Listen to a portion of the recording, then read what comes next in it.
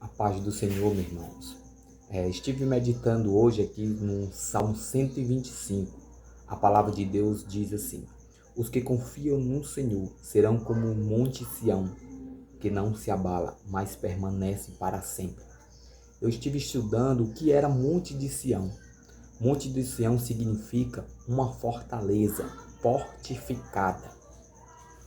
E nela existia uma fonte de água cristalina, que se chamava Monte Sião.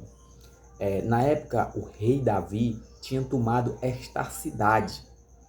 E eu quero te dizer, irmão, que a nossa fé tem que ser como os montes Sião. Tem que ser como uma fortaleza fortificada.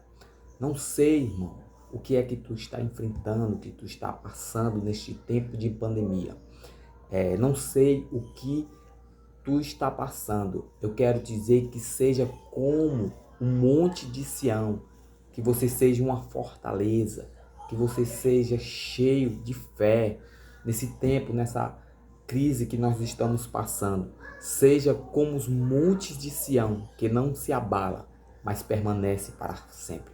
É isso que eu deixo uma palavra para o teu coração, meu irmão.